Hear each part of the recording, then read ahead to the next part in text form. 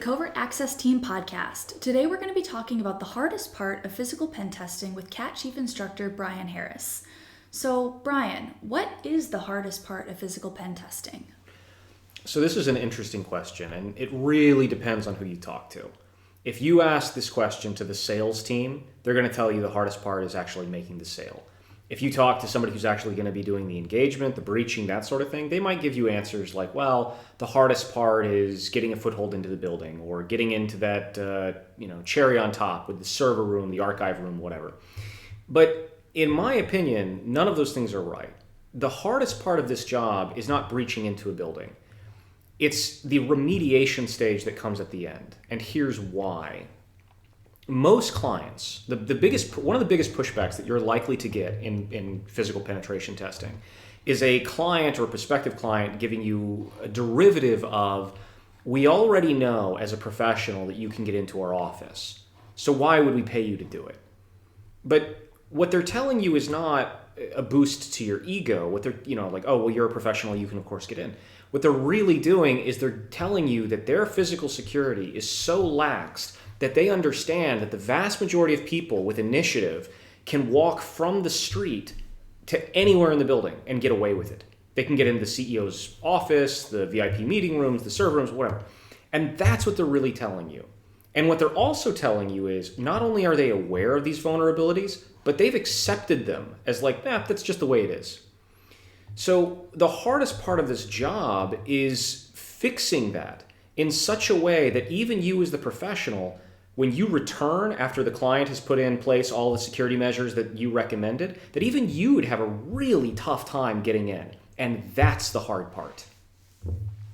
So it kind of comes down to, or it seems to come down to sort of perfect world versus real world.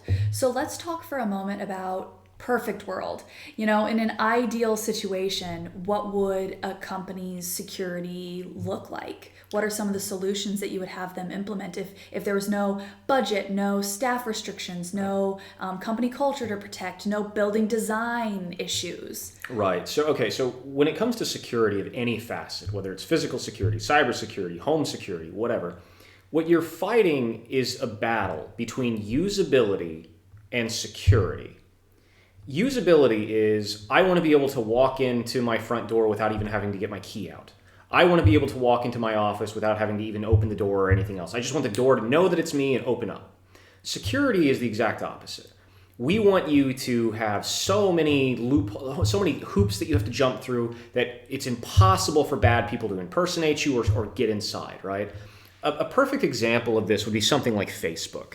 So you go to Facebook, Instagram, or whatever social media platform you want.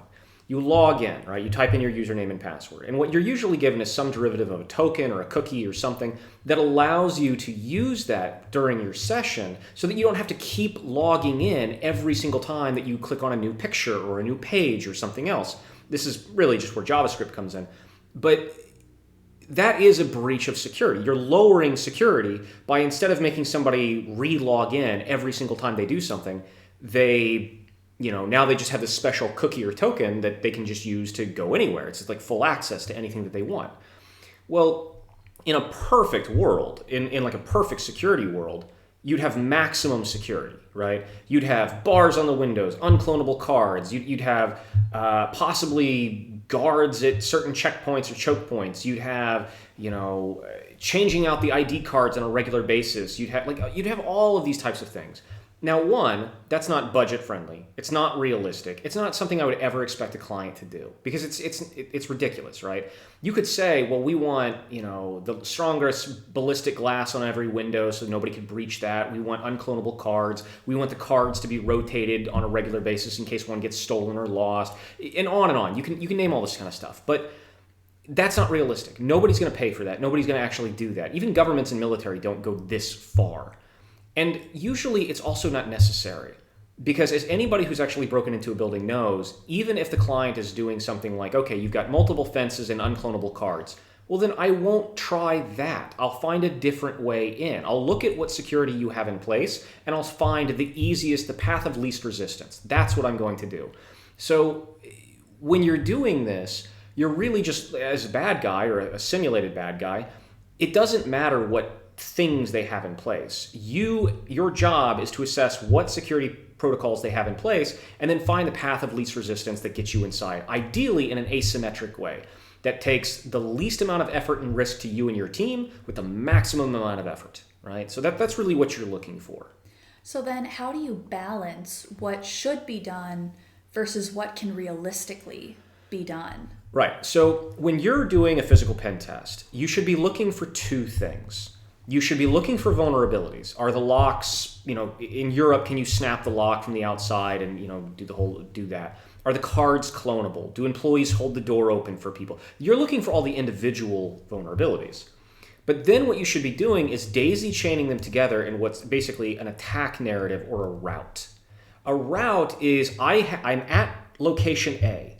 I want to get to location B. Using the vulnerabilities that I've already discovered in my recon, which ones can I use in aggregate together to go from A to B? That's what you're looking for. And so when you're trying to help the client, if you say something like, well, okay, so let's say that I hopped a fence that wasn't being monitored. That's vulnerability 1. You've got a fence, great, but it's not being monitored. Okay, so that's a vulnerability 1. Vulnerability 2, you have a rear window that is normal glass that I could break into, and there's no glass breaking alarms or anything like that. And vulnerability 3 is you have a maglock door on the inside that goes to, say, a factory, like a warehouse, that is incorrectly set up, that if I pull on that door really hard, the door is just going to pop open. Okay, so you have 3 vulnerabilities, right? Well, do you have to fix all of them? Because so here, if I fix the glass, let's say that I fix the glass so that 1, it's now no longer normal glass, it's ballistic glass that would take, let's say, an average attacker 10 minutes to breach. Like I've got a sledgehammer and I'm going to town on that thing for 10 straight minutes, but I've also included a glass breaking alarm. So the first swing of that glass, the alarm goes off and either on-site security or police are on the way. Okay, so if you fix that, and let's say the police response time for your area is 10 minutes. Okay, so the glass takes 10 minutes to get inside, the alarm goes off, police are on the way, and by the time you get through that glass, the police are already on site. Well, in this instance, you didn't fix the maglock door issue, and you didn't fix the fence issue. But you fixed a link in the chain so that I can't use that route to go from A to B. So in a lot of instances, you want to kind of start in this regard. Now, that obviously, I would recommend to the client to fix all of them. Of course you would. But a lot of times clients are going to give you pushback. They're going to say, look, we can't afford to do this. We can't afford to do all the things that you want us to do. So then it's going to be your job to figure out, okay, well, which of these things could I recommend and say, this is a top priority? Well, in this instance, if you hop a fence and you're just on the premise, but you're not in the building, that's a risk for sure, but it's not the top risk. But if you hop the fence and you break the glass and you're inside and nobody's aware of that, well, that's a bigger risk because now you're in the building. Maybe you can't get, if I said like fix the maglock door, okay, maybe you can't get in the factory anymore. Great, okay, but you're in the building, right? So what else could you do from in the building? But if you fix the glass, then yeah, somebody can hop the fence, that's fine, and they wander about on the courtyards or the grounds. Okay, that's an issue for sure, but they're not in the building. And this is kind of what you're looking for. In a lot of instances, you're just looking for the attack, the routes from A to B, using all the variables, all the vulnerabilities you've already discovered, and figure out which ones are top priority and which ones can you resolve, which kind of resolve the whole issue. Because a lot of times your client's not going to be able to or willing or interested in fixing every last possible thing that you notice. And oftentimes you don't have to. And that brings up another question of, what are some of the reasons why your clients may not fix everything you find? Some common barriers, right. I can see budget is the most obvious, but... It's often going to be budget. It's going to be several things. It's going to be budget. It's going to be the big one, right? Because that's going to be the huge one. The second one is going to be a misunderstanding. So a misunderstanding, and what I mean by that is the people who hold the purse strings often don't understand the sheer vulnerability that you're talking about. So an example. A recent assignment I was on, guests could make an appointment with a company where they would be taken into the big VIP corporate boardroom for a meeting. So this was a company that was simultaneously using a big meeting room for both their internal and their external meetings. But when they had external meetings, so I could call this company up and say, hi, I'm a potential client for you. I would like to have a meeting, where they would bring me and my fellow people from my company into their own corporate boardrooms. Well, that's a huge deal, because it would be very easy for me, which we did, to distract the client while another one of my people, another one of my teams is bugging the TV behind me, or putting listening devices or anything else, because that one room is where all the internal really important meetings are. What's the projections for next year? What are we concerned about? Let's talk about our secret upcoming projects, like whatever. And at the same time, all their potential clients are also having a meeting in this room. So that's a vulnerability, right? And when you're talking about, and it's the misunderstanding here is the client may not understand that. They might not understand that that is a vulnerability. That it's an issue that if you're bringing outsiders into where you're going to have your own private internal meetings, yeah, I could bug that room. I have bugged that room. I've bugged that room many times. So you have to educate them on these types of things. But budget's going to be the big one. Time's going to be another. But honestly, as weird as it sounds, misunderstanding. Like, we just don't understand that that's a vulnerability. We don't understand it. And it's kind of like ransomware. When ransomware first kind of started becoming a thing, a lot of companies didn't understand the sheer scope and scale of the risk. They do now, because you see ransomware hit companies hard enough that they're like, oh, yeah, okay, we need to have backup servers that are off-site and far away, and we need to be regularly backing up stuff up, and we need to have a plan of attack for what happens if we do get hit with ransomware and blah, blah, blah. Like, they understand that it's a risk now, but it's only because it became so pervasive. But that's kind of where this is. It's just a misunderstanding. They don't understand the actual risks. And that's your job. That's the physical pen tester's job, is to educate them and explain to them, this is a risk and here's why. Now, with budget being the most significant barrier to fixing the things that need to be fixed, have you ever recommended a low budget fix that ended up being more effective than a really high-end expensive solution? Yeah, all the time. So I've recommended this a lot, and I'm going to do it again here. And for branding purposes, I've always referred to this as the CAT program, which just in this context would just stand for Catch, Award, and Try Again. So basically, when you're thinking about breaking into a building, as either a bad guy or a real or a simulated bad guy, one of the first options you have to decide is, do you want to fight the men or do you want to fight the machines? If you break in during the day to a building, you will be fighting the men. Social engineering, bullshitting your way through security, that sort of thing. If you break in at night, you're going to be fighting the machines, the alarms, the sensors, the cameras, all this kind of stuff. And more often than not, what you'll typically see is that if it is high-end retail theft, it'll be at night. These are your smash and grabs, right? I'm gonna break the window, I'm gonna grab all the iPhones, I'm gonna run, right? Okay, fine. If it's corporate espionage or things like that, it's probably gonna be during the day, because you wanna walk in, you wanna do, think back to Stuxnet, right? How did Stuxnet happen? Stuxnet happened because of the USB that got walked in by the Dutch national, who walked into the Iranian nuclear facility and stuck it into wherever he stuck it into. But that was the point, right? He had to physically walk it in, and that's what you typically see. So if you're in an industry that is not concerned chiefly with smash and grab, meaning you're not like an Apple store, an iPhone store, or merchandise where people are going to want to break in the middle of the night, then chances are your bad people are going to be breaking in during the day. Now, that's not always true. There's always exceptions to this, of course, but typically. So how can you increase security during the day? And this is this whole CAT program thing. Basically, the idea is twofold. One, security is not an employee's job. You didn't hire Bob, the web app guy, to be your security officer. That's not his job.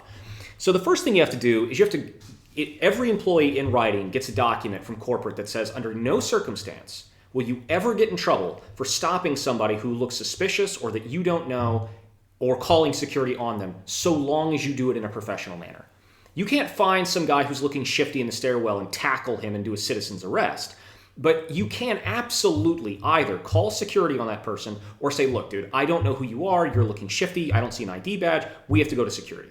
If you'll never get in trouble for that, because that's a legitimate concern. People think well, maybe this is like the CEO's kid. Maybe he's an intern. Maybe he's the new hire. I don't want to be a jerk. So it's a concern. So give them in writing something that says they'll never get in trouble. And second, you have to incentivize them.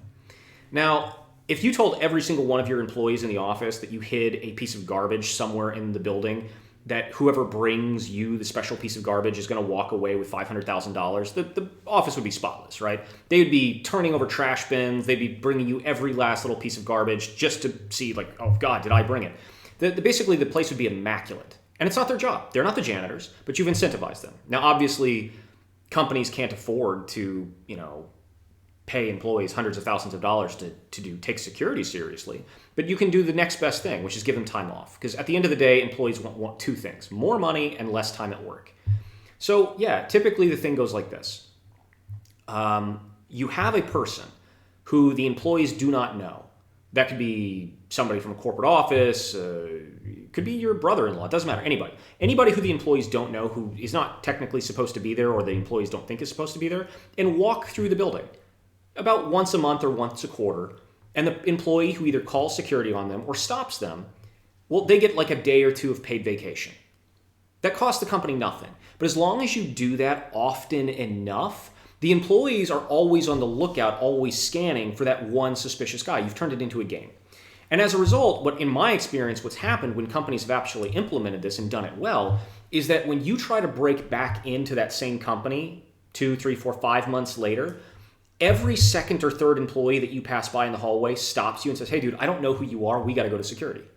And as a physical pen tester, that's really where your exit clause or your escape clause comes in. Like, how good are you at that? But I will tell you from experience that it doesn't really matter how good you are at that, because if you get called by one employee to go to security and the security officer is like, okay, well, you talk your way out of that and you can stay in the building, 5 minutes later, another employee is stopping you and taking you to security. And you're playing that game every 5 or 10 minutes. And it doesn't matter how good of an escape clause you are. You're getting caught eventually. And it makes your job a huge pain in the butt. And even if you have a great escape clause, if you're doing things like planting bugs or things that look extra suspicious versus just walking through the building, people are going to push back on you harder and harder the more you kind of get into these special places and do these things that are very dangerous or suspicious. Right, exactly. So this, now, as a budget concern, it costs almost nothing. Right. Let's say that by the end of the year, you've paid for 1 or 2 weeks of extra paid vacation by doing this program. What does that cost the company? Nothing. So, but you've drastically increased daytime security because all your employees, or a huge chunk of them, are doing this. Now, the other way to do this that I also encourage is to go one step farther. When I break into a building, I'm not just breaking into a building. I'm not getting into the office and going, haha, I win, right? You're actually doing something. And a lot of times what you're doing is you are bugging corporate boardrooms, you're bugging workstations, you're whatever. So teach the employees what bugs look like. HDMI man in the middles, keyloggers, that sort of thing. And then again, once a month, once a quarter, plant little bugs around the office. And the employee who finds them and calls security on them, they get a day or two of paid vacation. Now what's happening is that during daytime hours, your security just went through the roof. And you didn't have to put new cameras, new locks, new sensors, new ID cards. None of that had to happen, right? This is just a way of getting your employees to engage in it. But it's really, really effective. Now, that's a great affordable solution. But even affordable solutions require buy-in from non-technical stakeholders, leadership, etc. So what's your approach for getting that buy-in from people who are not necessarily in security roles and therefore may not see physical security as a priority? Could you qualify what you mean by buy-in? Do you mind convincing them that it's valuable? Yeah. For example, earlier in the podcast, you said it's hard sometimes people think, well, of course you can break in. There's no point in securing it, but the chances of anyone breaking in are low. Therefore, we're not going to invest in physical security. Say you at least got them so far that they've invested in a pen test, right. But now you're providing your recommendations, some affordable like the CAT program, some more expensive like upgrading their cards or something like that. Regardless, you have to get them convinced that whatever they're spending, time, money, whatever, is worth doing. Right. So something like the CAT program isn't really a hard sell, because if you're recommending the CAT program to somebody, you've already likely convinced them to run an audit or a pen test or something else, and they're expecting recommendations. They're expecting you to give them some type of an idea. And the fact that something like this costs them nothing, well, relatively nothing, and it's easy to implement, and it kind of improves employee morale because, hey, who doesn't want extra time off, right? Usually that one's not a hard sell. The hard sells are fix your locks, change out your ID cards, fix your card readers, put up a fence. Like these are the hard sells because it costs a lot of money, and that's when you'll get pushback of the variety of like, okay, yeah, you hopped the fence and you did X, Y, and Z, but we don't see that as a realistic attack vector from most people. That's usually the harder sell.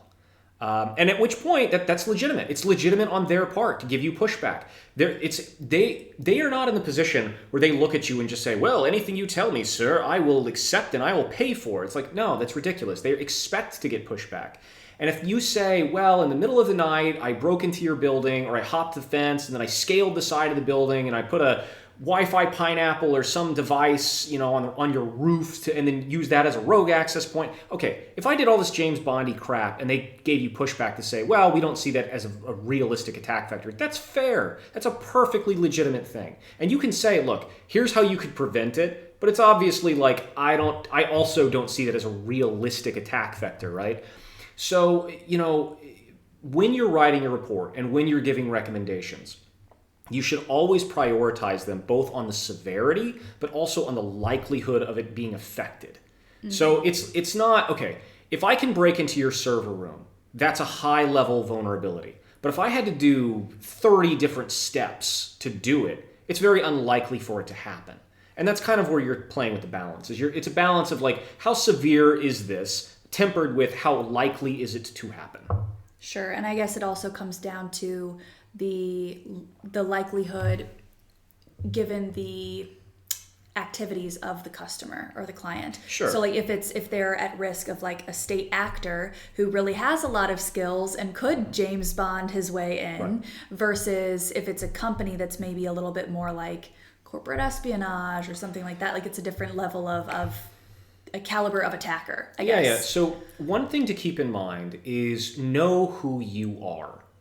If you're an Apple salesman, right? If you've got a store with a lot of high-end merchandise, laptops, iPhones, that sort of thing, well, you know who you are, and you should know who your most likely attack vector is, which is going to be petty thieves. People who are going to smash your windows, grab your stuff, and run. That's your biggest threat, right? The Apple store down the street does not need to worry about the FSB breaking into their office and impersonating an employee and crap like that. It's not something you even need to consider. But in Denmark, a little while ago, you had, the Chinese company Huawei, who allegedly were in battles with Ericsson over a contract with TDC and doing all kinds of shenanigans. And it's like, yes, because millions and millions of dollars plus getting to control the telecommunication company of all of Denmark was on the line. So knowing what you do, who you are, and who your likely threats are is a huge thing. It's something that you as a company should be aware of when you're doing threat assessment. If you've got big government contracts, if you're in charge of like telecommunications for your company or critical infrastructure, your potential threats are no longer like the petty thieves who are going to smash in your windows. You may actually elevate to the big boy game of state entity. Yeah, that's a great point. And if you don't necessarily understand those weak points for yourself, maybe that in and of itself could be a good reason to hire a physical penetration tester to help you identify those points. Right. And another thing to realize here is that you basically have two caliber of threats. You have your classic bad guy threat. Bad guy from the outside world tries to get into the building, tries to plant devices or something, fine. But then you also have your second caliber, which is insider threat, right? Insider threat, this is, it's not always that Bob has been turned and is now working for the competition or another state entity. It may just be that he's stupid or that he made a mistake, right? That's why we do phishing campaigns. We do phishing campaigns not because we literally think that our employees are government agents working against us. We do it because we think, well, they're human, right? They might click on a stupid link or they might plug something and they shouldn't or whatever. So you have to, when you're doing risk assessment like this, you don't necessarily just have to look at it as bad guy off the street is going to get into the boardroom. It's also, well, what happens if Bob found a juicy USB that was sprinkled with a few incentives on it outside, and he walked it inside and plugged it into an internal, laptop or server, which really does happen. Don't think that it doesn't. We'd all like to think that we're smart enough today to not plug that stuff in, but if you doctor up a USB in certain ways, you can have a high probability that they're going to plug that in. All right. Have you ever had a client say, we're not going to do any of this when you present them with a report with remediations? Generally, no. More often than not, clients will always do something. The clients who typically say we're not going to do any of this are usually the clients who either A, already have a very, very high level of security, and the things that you found were, not realistic to their threat environment, or they're the clients who how do I want to say this? They're the clients who are doing this only for compliance, and the recommendations that you're giving do not fit within compliance. So like the CAT program, for instance, right? Like if you say, hey, I think that you should implement this, for this reason, if it's not within compliance and they don't have to do it, there's a lot of, I would point to the public sector who are going to say, yeah, we're not going to do that because we don't have to do that. If there's not a government regulation that makes us do it, we don't care and we're not going to do it. That does happen. But the overwhelming majority of clients, and I mean 90 plus, 95% plus, whatever you recommend to them, they're either going to implement or they're going to try and find a way to implement it. They might not be able to do it. If you said, if you have a Fortune 50 company with 10,000 employees and you say, hey, I think that you should upgrade all of your access control cards and you should upgrade all of your ID badges and stuff, they might give you pushback and say, well, we don't really think we're going to do that because it's too expensive or whatever. Okay, that's fair. But they probably would work with you of like, okay, well, instead of doing that, what could we do? And this is where you get through the attack vector, or the routes of, okay, well, if you've got clonable badges, that's a vulnerability. But if you stop something before, after the ID badge issue, maybe that mitigates the problem. So that's, something like that, I suppose. Gotcha. Now, without naming names, what's the most unexpected way you've ever broken into a building?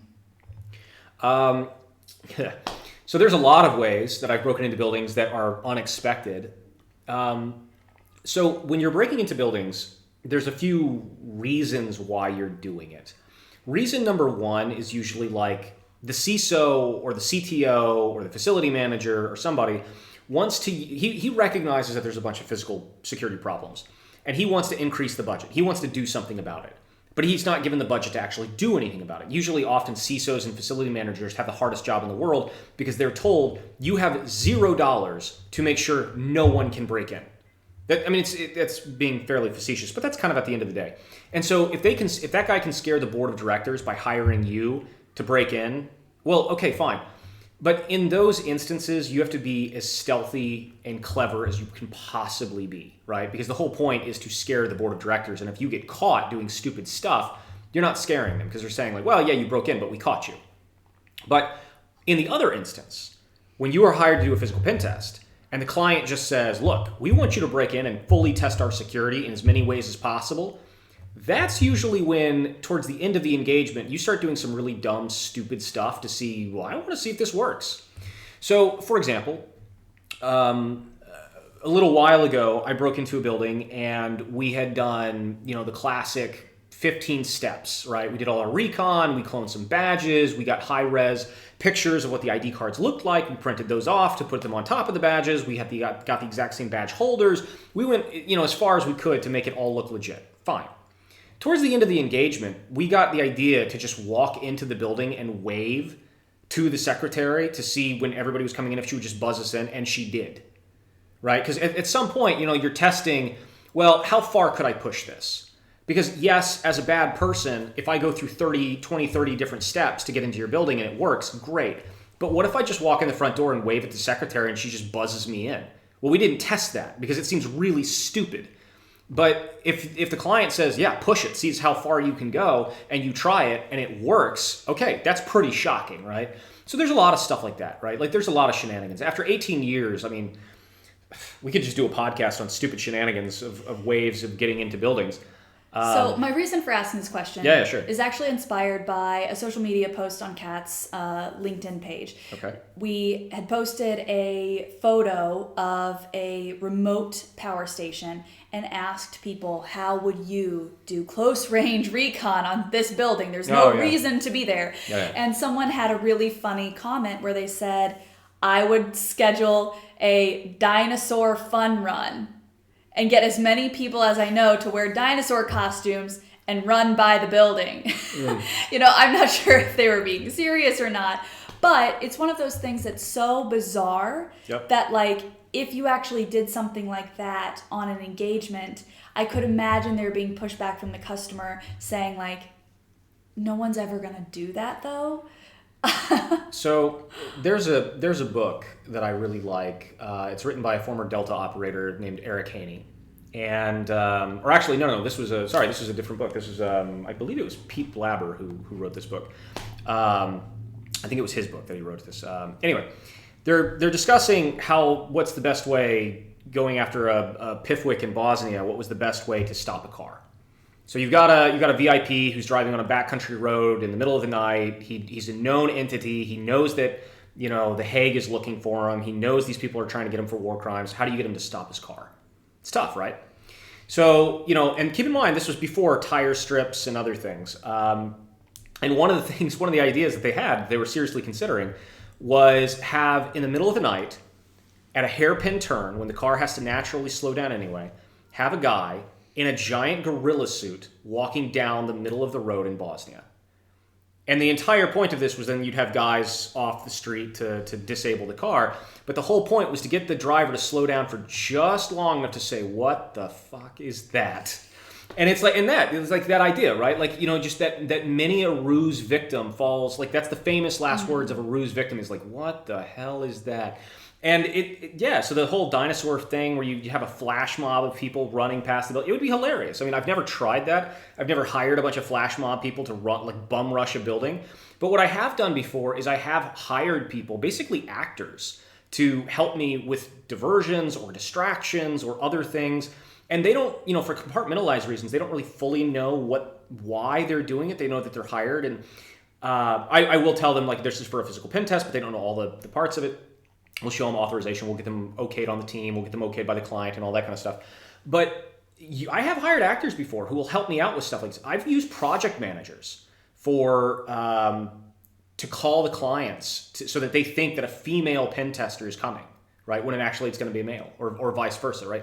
So you can do stuff like this. You can. But look, the thing is, at the end of the day, when you're on the offensive side of things, your job is to be as creative as possible. It is not the case that you look at a building and say, they have unclonable cards and they have a fence. Game over, boys. We've got to go home. No, your job is to look at whatever security they have in place and then find the path of least resistance to get inside. Now, maybe that path of least resistance is really, really, really hard, but it's still the path of least resistance from what you have. You have to be creative. You have to be really clever.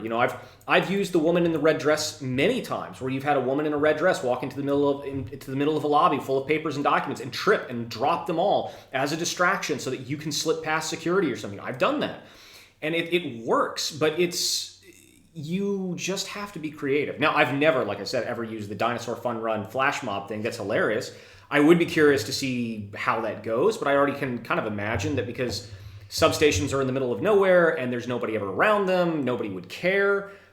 Police might show up later, maybe, but since you're just doing recon and you never jumped the fence, I doubt it. I imagine they would just be like, this is really weird, if anybody noticed at all. Sure. What's one moment where you thought there's no way this should have worked, but it did? Oh, I mean, as I just said, one of the most recent ones was literally just waving to a secretary and having them buzz you in. That was ridiculous. Sure. Some other ones, let me think, ways that we've thought. So I've done instances before where I've had to lean over secretaries' desks before, and we find a way to use social engineering to rock them off their base so that they feel like they've messed up. As a secretary, you're supposed to be the front man of the company. And you can find ways to make them think that they've already made a mistake, and so that they give you carte blanche to like lean over the desk a little bit without giving you too much pushback. Basically, the reason why I thought that shouldn't have worked is because you're dressed in disguises, and whenever you're dressed in disguise, you kind of have this like spotlight effect where like, oh, dude, they're so going to notice. They're so going to notice this is fake. They're so going to notice that I'm not supposed to be wearing these glasses. I've dressed as homeless people before. This was a hilarious one. I've dressed as a homeless guy before and sat almost directly under a badge reader, so that when people come in to badge in the morning, that I'm close enough to steal the badge with a long range reader. And eventually security will come out and tell me to move. But if you hike out there at like 6 a.m. or something, 10 or 15 or 30 or 50 employees are going to have gone through that door before security finally comes out and says, hey, dude, you got to move. But by that time, you've got like 10, 20, 30, ID badges. Which the funniest part about that, by the way, this really kind of gives credence to human beings, is that on Monday, without loss of generality, on Monday you might be the homeless guy camped out under the card reader, stealing badges, and then on Friday you show back up in a 3-piece suit and they don't recognize you, right? You're the same person, but they don't recognize that you are that same person because just we are the way we are. But in fact, on engagements kind of similar to that, I've actually talked to those same employees and even that same security guard, and they didn't recognize me. Like the same security guard who told me to move, I talked to him and he literally didn't recognize me, which was hilarious. So after a test is done, how often do you get called back for a repeat test, maybe a year later, and how often are the improvements that you previously recommended actually working as intended? So here's usually how this goes. Generally speaking, the overwhelming majority of companies are not ready for a pen test. They just aren't. They're ready for audits. And the reason why this is that while most companies are doing everything they can to stay on the bleeding edge of cybersecurity, they're doing everything they can to move nowhere on physical security. And so it would kind of like be saying, well, if a company came to you and said, we want to hire you to do a cyber pen test and we're still running Windows 7 or Windows XP, well, okay, there's no real point in doing a pen test because I already know exactly what I'm going to do to you. But so typically the MO goes like this. You do an audit on a company. You point out all the stupid stuff, right? They fix all the stupid stuff. You come back after 4 or 5 months, after they've had a chance to implement it, they've gotten into a groove. Then you come back and you see, okay, well, we've given you all the tools. Let's make sure you're using them correctly. And after 4 or 5 months, you come back and you run a test. Typically speaking, you'll come back maybe a year, maybe 6 months, somewhere in that genre to come back and retest. But I will tell you that companies that do their due diligence, as long as they are implementing the correct policies and the correct programs, they don't have to fix everything. They just have to really make sure that they are fixing certain things to ensure that it doesn't, like, once you try to break back in, you will get caught. And that's the whole point, right? So I'll give you an example. There is no reason why. So if you have a client in an urban environment in a major city, they don't want to turn on their motion tracking things on their external cameras, right? That would be ridiculous. Their physical SOC, their facility manager, their security, whatever, they don't want to get a ping every 30 seconds that somebody walked in front of the camera in an urban environment in the middle of the day, right? That would be ridiculous. But there's no reason why that you might not turn motion sensors on, say, in a server room. Right? Your facility manager, if they're on site, or your security, if they're on site, there's no reason why they shouldn't get a ping or an alert for the server room or any place that you deem like this is critical. Okay? Like this is the business most critical place. There's no reason why they shouldn't get a ping at least an SMS that they can check on. So things like that, so if you do simple things like that, okay, well, it makes my job way, way harder. Yeah, then I have to deal with alarms and cameras and sensors and all that kind of stuff. But you should be at least doing minimal things like that. You don't have to fix everything, but you do have to fix certain things. And I imagine that's an important thing as a pen tester, even during the sales stage, to communicate to a client of like, we may give you a list of 20, recommendations, but we will also help you find the top 3 to do. Yeah, of course. So this is when you are giving recommendations, you structure them in such a way of like, all right, what is a critical vulnerability? What is a high vulnerability? And a high vulnerability doesn't necessarily just mean that you can get into X. It means I can do, it has to be a marriage between how severe is it and how likely is it, right? Because if it's critically severe, a bad guy can inject ransomware on your server. Okay, that's critical. But if it required me to kidnap the CEO of the company at his home at gunpoint or something like this, then it's not very likely to happen. And no, I've never done that. But it's like if you have to go through like extreme measures to pull something off, then it's not necessarily a critical vulnerability, right? It's okay. Because this is like if I assume that I've gotten into the building, and I assume that I've gotten into the server room, and I assume that I've gotten into the server rack, like the more assumptions you're making, the less severe it tends to be. Not always, but typically. Now, do you ever think it's possible to make a building impenetrable to you? You've already been in once, but you have helped them harden their security so much that now you can't get in. No, and here's why. It's not that me or somebody like me is so good. It is that how would you prevent? So let's look at China, for instance. China has a program, I believe it's called the 1,000-Year Talent Program. I could be wrong on the title because they come up with goofy titles. But the program is basically this. You take up-and-coming Chinese nationals who are in high school or some derivative thereof, and they're doing well, right? 4.0 GPA, no criminal record, that sort of thing. And the Chinese government pays for them to go to Berkeley, Yale, Oxford, Harvard, etc., where they also have to do really well, keep their nose clean, do really well, get a good GPA, and then from there get hired on to Google, Apple, Microsoft, etc., the FBI, the CIA, wherever. And only then do they start pilfering information back. So I wrote an article a while back about a Chinese contractor, and this is not just to poop on the Chinese, like lots of countries do this, but there was a Chinese contractor a while back who was able to steal the blueprints for I think it was the F-22, the F-35, and a whole bunch of other fighter jets. Well, the reason why that was really important is because he didn't break in.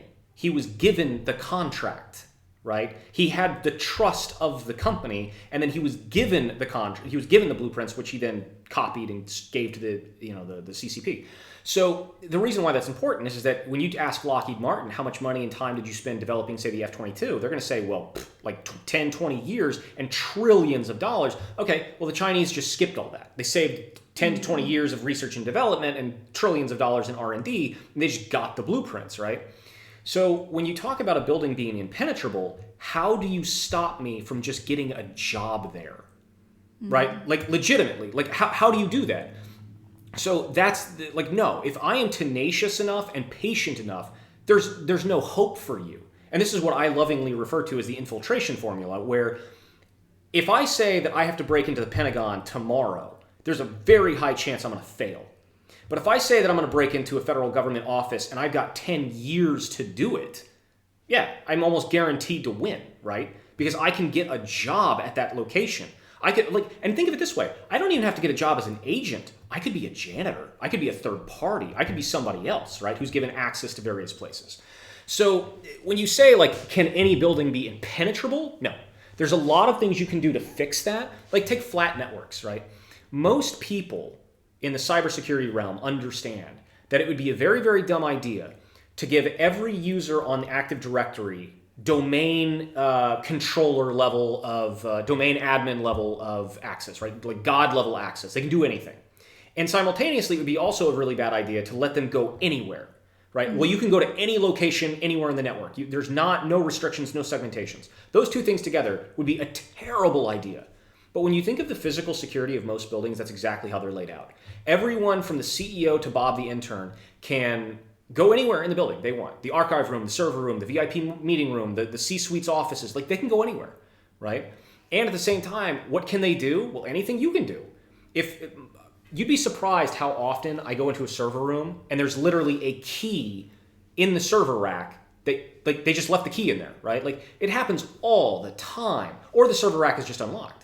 And at which point, okay, well, what do you have rights to do? Anything. Anything. You can do anything you want. You can go anywhere in the building and you can do anything you want. So when it comes to certain things, it's no, most people are complacent because they don't understand the risk and they get lazy. But they also implement these physical security features that they would never do on the cyber end of things, which is kind of hilarious. And you have to educate them on this.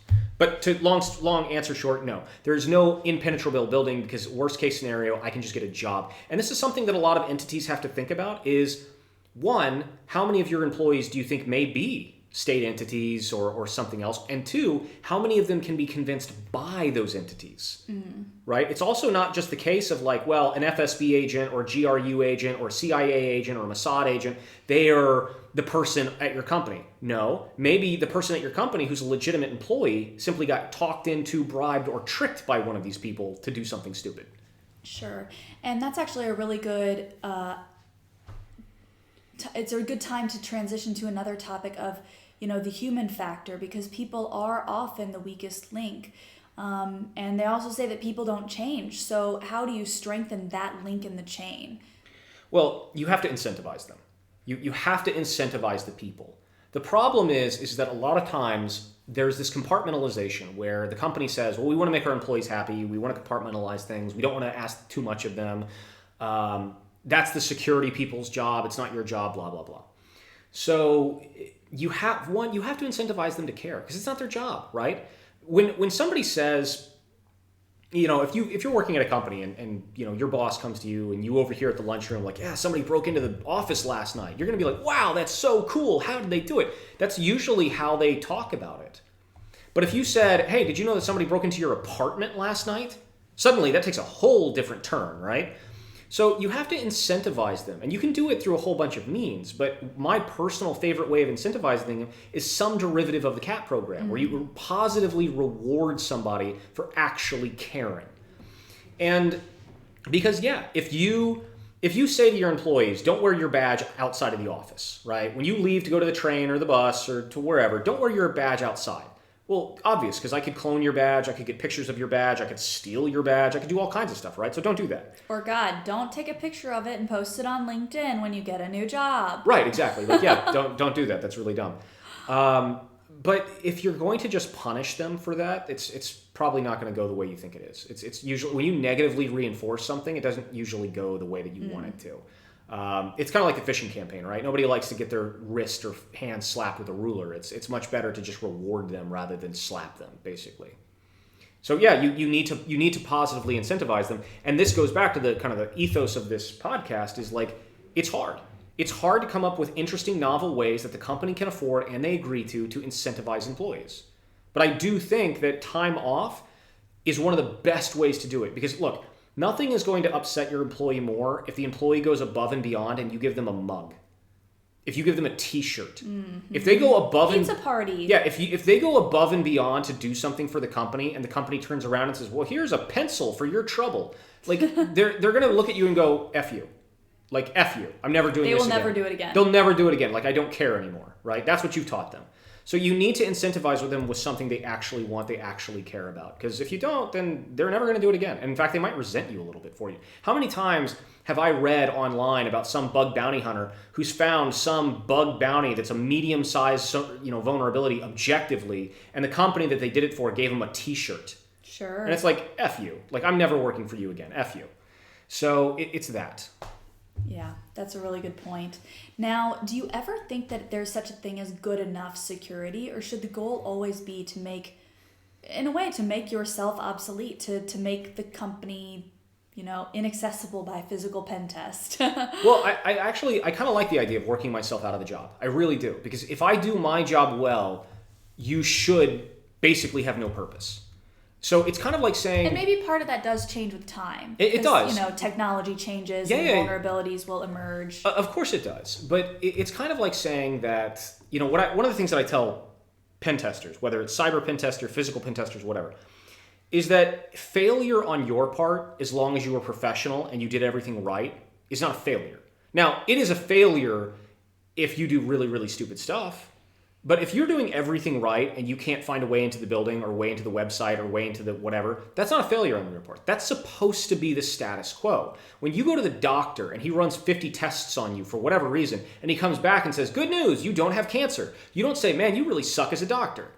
Like that's not how you do that. You don't look at him and say, you failed as a doctor because you didn't find something wrong with me. Like, it should be the status quo that, no, you're healthy, you're good, your security's up to snuff, and all that kind of stuff. So when it comes to your security, you don't have to fix everything. But there are certain things that absolutely must be fixed. And it's your job to identify what those are at that particular company, not identify them, and then come up with solutions that both the company can afford and they are willing and able to actually implement. The gold standard, if you went to a client and you said, look, you need to have bullet resistant, every window has to be bullet resistant with bars on it, an armed guard at every entry point. You need to, like, if you go over the top and you say you need to be spending $10 million a year on your security for your, $200,000 a year business. Well, okay, nobody's going to take you seriously. Nobody's going to listen to your advice. So you need to come up with solutions that are good enough. Because like I said earlier, there's no such thing as a building that is impenetrable. If I am tenacious enough and patient enough, I will get in.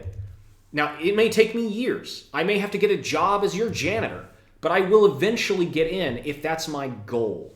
And the point of that is that if that's where your job as the pen tester is to look at what happens if the Mossad, the FSB, the GRU, or whoever goes to the janitor at your company and says, we want to pay you $100,000 to stick this bash bunny in this server rack tomorrow night. Okay, if that were to happen, could they? And how do you prevent it? Right? And if you prevent that, maybe the server rack is beefy enough to where they can't get into it. Maybe you've got an alarm system inside the server room that any person goes in, like the janitor should never have that code, never have that access. But it's, you put things in place where you prevent these types of scenarios from playing out. Is it perfect security? No, but it's good enough. Now, if you could give a new physical pen tester one simple piece of advice related to the subject of remediation, what would be that one simple bit of advice? Okay, don't think about vulnerabilities. Don't think about, well, I could use an underdoor tool. I could shim the latch. I could do... No. Think about it in the sense of, okay, the attack vector or the route requires me to go through this door. Okay, so how do I prevent that? And do it in the most cost-effective way possible. Your job is not to just ask ChatGPT, what is the gold standard of this security? Your job is to know what the gold standard is and then have a few backup ideas in case they give you pushback, right? So if you say, well, you need to have, there's certain devices that you can use where you can Dremel to prevent underdoor attacks, where you stick basically a long coat hanger under a door to grab the handle from the other side. Okay, how do you prevent that, right? Well, you could say, well, there's certain companies that make devices where you Dremel out the floor and you Dremel out the bottom of the door so that every time the door closes, basically a metal plate goes up from the floor into the door, giving you a physical barrier so that you literally can't fit anything under there. Okay, that's option one, but that's expensive and it costs a lot of time and you need to hire somebody to come and do it. Option two, change the door handle. Right? So that it would be a nightmare for your pen tester to get an underdoor tool under that door, right? A slightly curved handle. Yeah, like just a handle that would be a real nightmare to do. Or like there's little things that you can do like this. That you would prevent that. And it's things like this. It's solutions like this. Don't be afraid to think outside the box. But you do have to think of the vector, the route, not the individual vulnerability. So for example, I think that's actually a fair enough example. But if you don't think of it in the sense of like the gold standard, think of it as, okay, well, I've got 5 vulnerabilities, but if I fix this middle one, all the other ones are irrelevant. All right, so now let's look at the other side of the equation. We just talked about one simple bit of advice for the pen tester. If you could give every building owner or security director one simple piece of advice, what would it be? Well, if you are not concerned with petty thievery, if your business is not petty theft related, meaning Apple stores, laptop stores, retail, things like that. If you're not in that industry, say you're corporate, pension companies, banks, that sort of thing, implement the CAT program. Absolutely, do that. It costs you nothing. I don't get anything from this, by the way. I'm just advocating for it because it's a really, really good idea. Implement a program like that. Go back, listen to this podcast then, or any of the other ones that I've talked about. Read it, implement it. It will drastically increase your security. It costs you nothing, and it increases morale. Okay, that's the first one. If you are any business at all, recognize who you think the biggest threats to you are, and ask yourself the question: what is the most likely attack route from a bad guy who's on the street and from an insider. Okay? The people who hold the keys to the kingdom, as far as it or as it is to your office, is often not the employees. A lot of times it's the third parties, the janitors, the cooks, the plumbers, the electricians, these people that you've deemed to have full access to the whole building. They're unsupervised, usually they're after hours, that sort of thing. And when you think about it, they're usually the least paid. They have the least security awareness. They're the easiest to trick. They're the easiest to bribe. Like, if I go to the head of IT at your company, and let's say the head of IT is making $200,000 a year, and I come up to him and I say, hey, I work for a foreign government or a corporate competitor, and I want you to stick this bash bunny into your server rack. I'll give you $100,000. He's probably going to look at that and laugh at you and turn you into the police. But if I go to the janitor who's making $30,000, who barely speaks the local language, who has no ties to this country that he's working in at all, and I said, I'll give you $100,000 in a small house outside of my capital of my country that I work for if you plug this bash bunny in, yeah, there's a far better chance that he's going to do it. Or could be tricked into it, you know? And so that's kind of the point, is like you have to look at it in the sense of not just the bad guy who comes in off the street. You also have to look at it in the sense of what happens if somebody who already has access either is tricked into doing something stupid or decides to do something stupid, and do the security measures you have in place right now stop them from doing it? Because the answer, unfortunately, for a lot of them is no. Sure. Now, what do you think the general public would be most surprised to learn about physical security? Probably surveillance cameras. So most people from Hollywood and other things, they know that lock picking is a thing. They know that credit card tricks where you shim a latch is a thing. They know that, social engineering, tailgating is a thing. So most people are aware of a lot of these tricks, but they're not typically aware of how security cameras generally operate. So, for example, I've said this before, but if I asked all of the listeners to this have a smartphone, I almost guarantee that everyone listening to this has a smartphone. If you pulled out your smartphone right now and started recording a video, there's a 0% chance that you would still be able to record a video in 24 hours. Because 1080p, 4K, whatever your video resolution is, video is very bloated, right? It's very, very beefy file size. And it doesn't matter if it's a brand new stock iPhone. There's no way that thing is recording a 24-hour long video. It's not.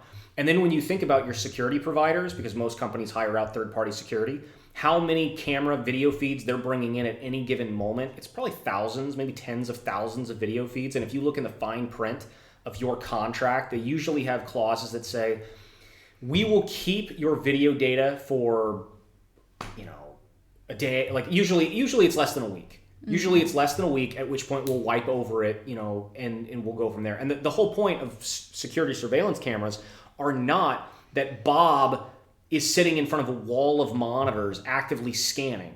No, what usually happens is that they record the video, and then if an alarm goes off or something is reported stolen, then they backtrack and go back and try and figure out who did it. But you can't keep those records indefinitely. The general rule of thumb, now this isn't always true, but the general rule of thumb is usually corporate is less than a week, government and military is less than 90 days, or maybe up to 90 days.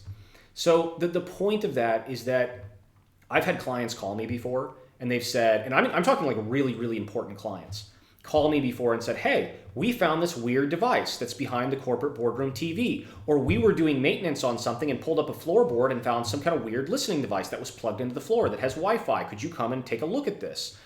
Well, when you ask them, did you go back through the camera logs? Yes, we went back as far as the camera logs were, and we didn't see anyone plant that device.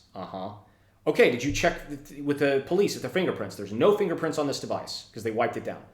Okay, so you have a rogue device somewhere important inside the building. You don't know how long it's been there. You might not know exactly what it's doing, and you don't know who put it there.